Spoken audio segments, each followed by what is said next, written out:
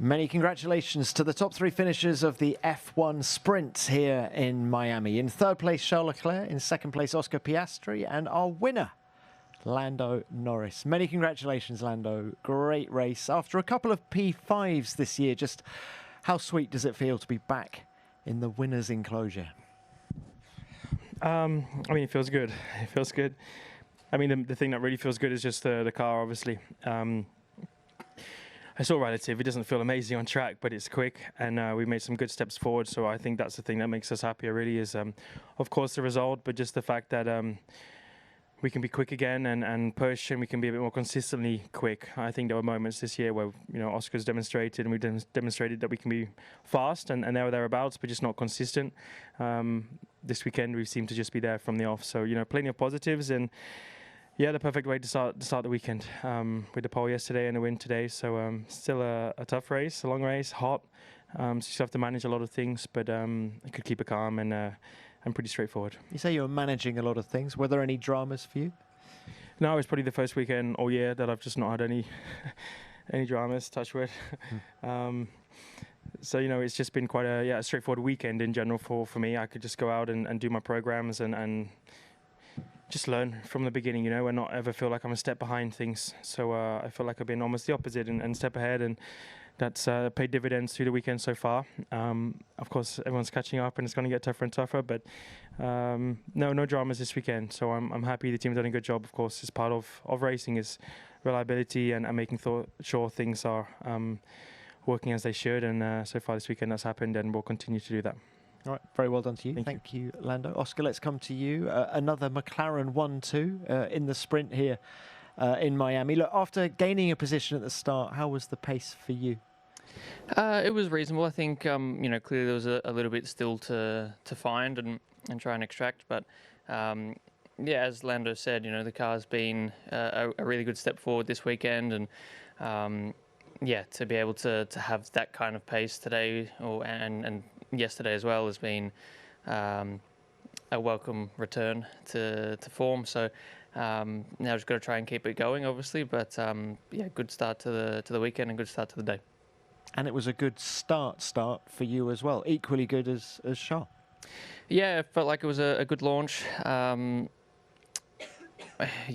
got myself ahead of Kimi, which was the plan, obviously, and yeah, then, you know, after that point, just tried to settle into the rhythm, and that was good. But yeah, the launches, the ones I've done, have been pretty good so far. So try and keep it that way.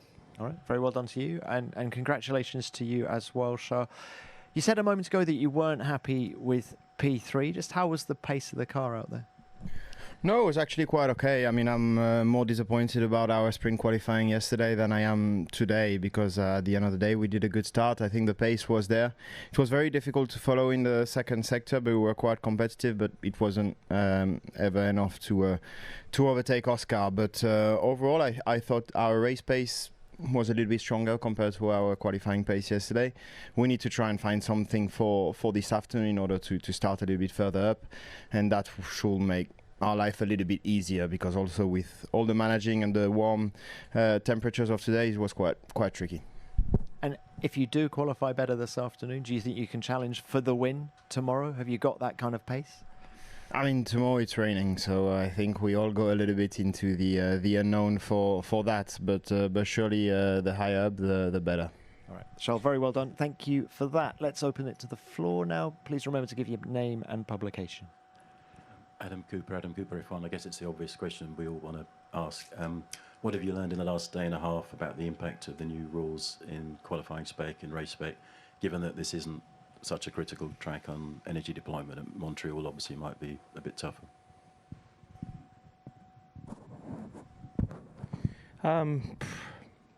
Not a lot at the minute. I think you know, some things remain as expected. You know, there's still certain points where the quicker you go, the more penalized you get. And, you know, still in the future, that's something we want to fix as drivers. And I think as Formula One, you just want to be going flat out everywhere and maximizing things. You don't want to go quicker somewhere on a qualifying lap and get penalized for it. You know, that's just not how it should be. But it seems in the correct direction, and I think we're more likely to see a bigger benefit of it in other tracks. Yeah, I think the thing is, as drivers, you're always going to probably see us complain a bit, because that's what we always do. But at the same time, I think it's a step forward. It's got better. You know, for the majority of the laps yesterday in quali, you could push and you're not really thinking, oh, I need to lift here earlier, or I need to not get on throttle as much, you know. So it felt a little bit more normal, and I think that was a nice thing.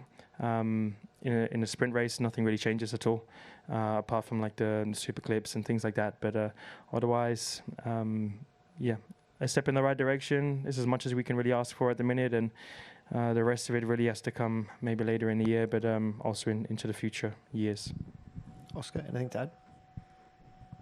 No, I think it was summed up well.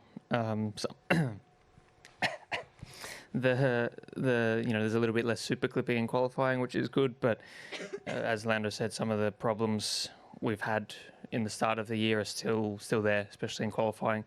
So yeah, it's a step in the right direction, but more somehow is needed in the future. No, nothing to add. I think I agree with everything. It's also true we need to have realistic expectations, because we cannot change so much either. I think some of those technical regulations and the issues we are facing will remain there somehow. We can minimize them, and I think the approach was right, and the steps the FIA has taken for here made it better. Whether we'll arrive into a situation where there won't be any of those problems anymore, I'm not sure, but yeah. Okay, thanks all. Next, please.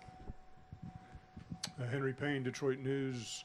No yo-yo passing today like we saw on the Melbourne street course. Is that a difference in the two courses, or do you expect that to change tomorrow? Who's that to? Who would you like to answer that? Oh, to all three of you. Okay. Charles, why don't we start with you this time? I'm not sure. I think today also the fact that it was so warm, being behind, you overheat quite quickly the tires, and that made it very difficult for me to be closer compared to the first 2-3 races. So it's probably a bit more dependent to today, and but yeah, let's see. McLaren guys, anything to? No, I think summed up. I mean, I didn't see any of the racing behind, so it's hard to say. But I think you'll still have it. There's no reason why they shouldn't be it. I think it's probably just, like he says, it's the following's difficult here, I guess. Yeah, it'll still be a thing. At one point, my engineer told me Charles was catching me 4/10 in one straight, and then I was pulling away 3 in the next. So, you know, if he was able to get closer in following, you're still going to have these, yeah, big differences in speed. All right, thanks all. Next. John Ower from the race to Lando. In what ways are you more comfortable with the car this weekend? Is it just a case of more downforce from the upgrade, or are there characteristics that you were struggling before that have changed now, either with the power unit or the car itself? No, I mean, it's not so much the power unit at all, really. The power unit's been good all season, so I think we're getting the most out of that now, and we're doing the best job we have done from that side, which is always I say easy lap time, because it's more just you go quick in straights, and everyone wants that. It's the car is just clearly working significantly better. I think more consistent, more predictable in certain circumstances, which is it's a good thing in any speed of corner. So you're just able to kind of predict things better and then change things better from lap to lap. Before was a bit more kind of yin and yang with how the car might handle. So now we can kind of, I think, consistently drive at a closer limit to perfection, and in the end of the day, simply it's just more grip. You know, the car's just got more downforce and working better, and primarily the rear. We've been struggling a lot with the rear the whole season, so I think that's taken a good step forward. And since the first lap in FP1, I just felt like I could hit the throttle pedal a bit more aggressively, and that's always a good feeling. Thank you, Lando. Any more? Yep. Da Colombo, Automoto, a question for Charles. Do you think you could optimize your performance in qualifying in comparison with yesterday based on what you learned in sprint qualifying? Yes, but I think it's also the case for everybody, especially on a sprint weekend where you only have one session, then you go straight to sprint qualifying. You're always suboptimal. So whether we can make it better compared to just ourselves, 100%, I'm pretty sure we will. Whether we will close the gap, I'm not so sure about that, because it seems to be a bit the trend this year, especially against the Mercedes power unit. We seem to be quite strong in the race and quite close or closer, but in qualifying we always tend to struggle more. Thank you, Charles. Next. Thank you. Thomas Marr, PlanetF1.com, for Charles. Hi. Charles, we heard you being quite critical of Kimi Antonelli early on in that race, saying that he's bad at wheel to wheel. Was that just a heat of the moment comment, or is it a genuine weakness you think Kimi needs to address? No, I was being a bit harsh maybe with the adrenaline inside the car. It's true that we've had our moments with Kimi in the past, and I hope this calms down a little bit going ahead. Especially he's the only Italian driver on the grid against Ferrari. I wish it was with someone else, and I really like Kimi also as a person. So it's just sometimes a little bit too close for comfort, and not really needed as well. So in this particular case, I was quite angry in the car, but the comments were probably a bit too harsh. Thank you, Charles. Next. Stuart Codling, Autosport. Question for Oscar. Sort of towards the end of the race, there was a lot of time management going on, so that leading group kind of split up a bit. But it kind of looked like you kind of had your hands full. There was a lot on your plate over those opening laps before the race was sort of into double figures. You said about finding more to extract. Could you elucidate a little bit? Is it a working the tyres thing? Is it an engine management thing? Just trying to go faster.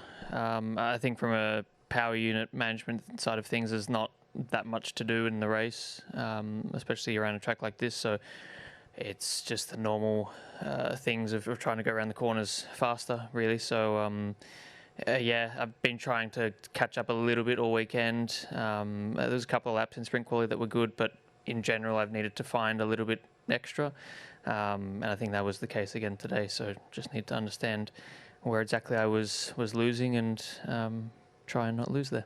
All right. Thank you, Oscar. Thanks to all three of you. We will leave it there. Many congratulations. Good luck with the rest of the weekend. Thank you. Well, what an interesting sprint we had in Miami Grand Prix. It's really interesting. It's what we expected to happen in this sprint. McLaren delivers, Ferrari right in the fight, and Lando Norris converts the pole into a win. But the real story, what the top three drivers just said in the press conference, because there are some very interesting insights about pace, pressure, and what's coming next. They talked about the weather that was so hot, and the tire management was really hard to manage. It was really a tough fight for all of the drivers, especially for Ferrari, because Leclerc just said that he was having a little bit of trouble with the heat inside the car for himself, and then it was really hard for him to manage that heat. But in overall, all of them had problems with the heat inside the car, because it's too hot in that bullet inside. So we're gonna break it down what they said in short words. The clean start at the front. Norris holds the position into turn one, no drama. Piastri was right behind him, keeping the pressure on throughout the race. And Leclerc just had a smart race, comparing to the qualifying that he had in the sprint qualifying. So overall, it was really interesting. Norris was really happy with the car, because now he said that we have a balanced car that can go fast in the straights, and it's really comfortable to drive in the turns. There were no unnecessary risk early, and they all kept themselves contention and secured their pole positions. the positions that they were in the pole. What stood out the most over there was that McLaren had control, Ferrari stayed close, and no one could really challenge at the front. We saw that at the beginning of the race, Antonelli had a really bad start. He had really big problem with tire spinning, and he could not start the car as he was supposed to. Even though he was second, he dropped a lot of places down, and that's where the press conference gets interesting. Lando is the sprint winner. In the press conference, he sounded calm, almost like this was expected. He talked about the strong race pace, good tire management, even though it was hard to manage it under those conditions with the overheat of the weather, and he said that it was really important for him to keeping things under control. One key thing he said was that the car felt consistent through the whole race, and that's huge because usually sprint races are chaotic, but Norris made it look easy. He also mentioned that Piastri was pushing him the entire time, which means this wasn't a comfortable win. I'm sorry.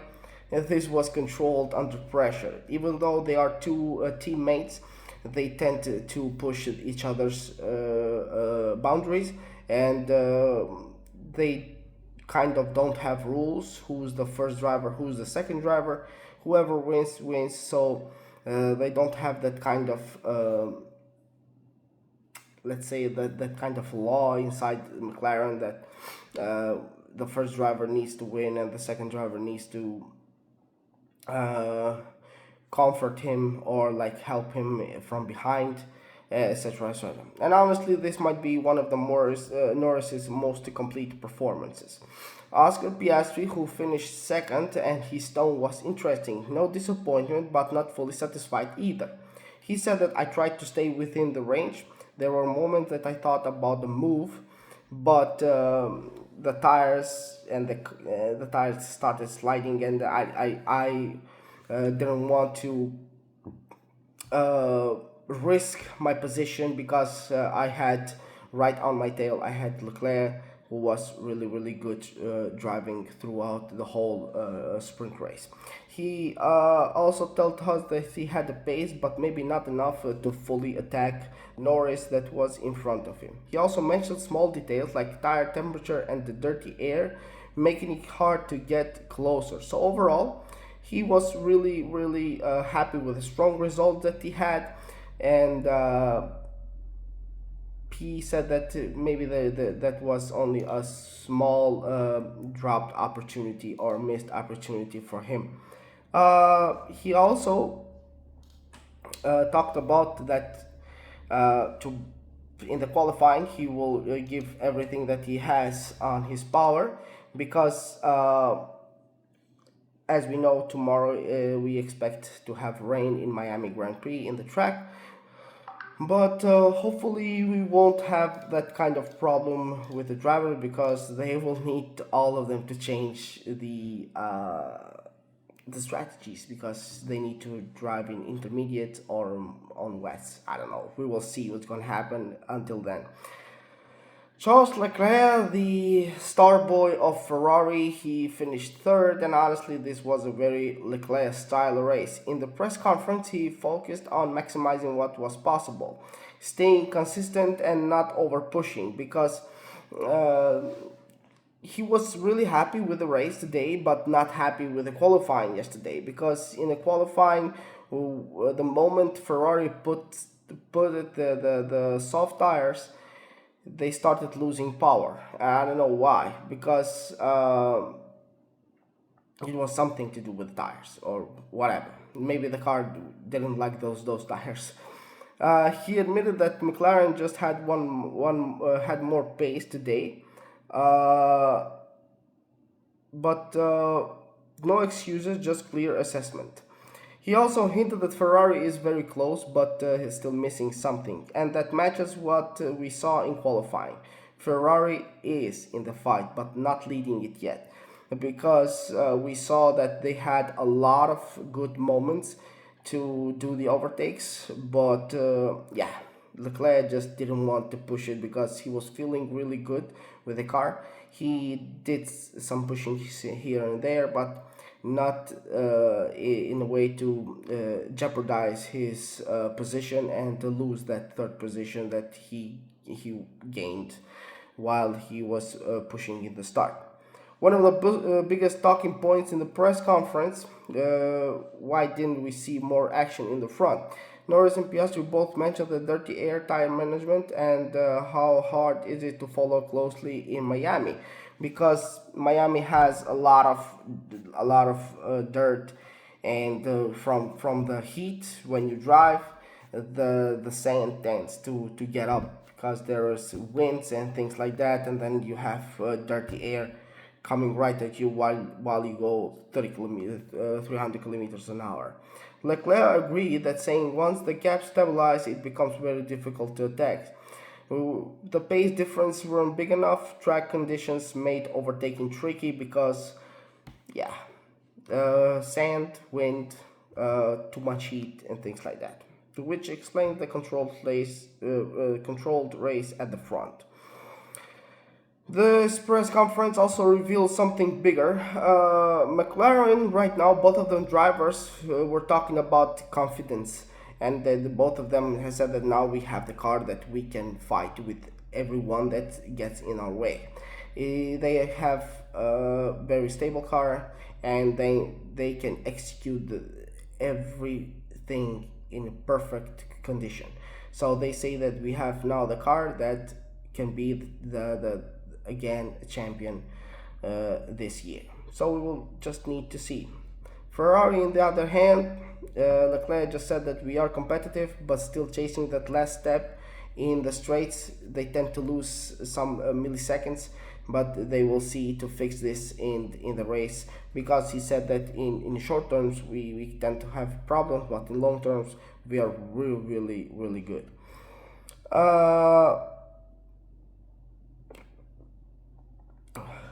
The sprint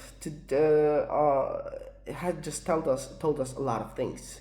McLaren now is the team to be beaten. Ferrari is ready to capitalize on any mistake, and the gap at the top is tight but real. Mercedes have a lot of problems at the moment, but I don't know what's going to happen. But McLaren is back in the game, and the Ferrari might get back in this fight if they tend to find the main problem why the car tends to be slow in the straights. If conditions stay similar, that won't stay similar.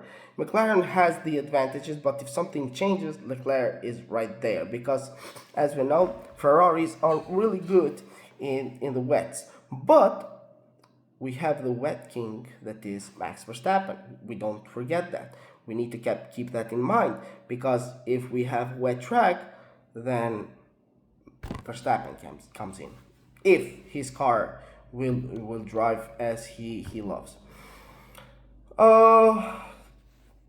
Will Norris convert this into a full race win? We will need to see that, because now we have the qualifying next, and then we will have the race tomorrow.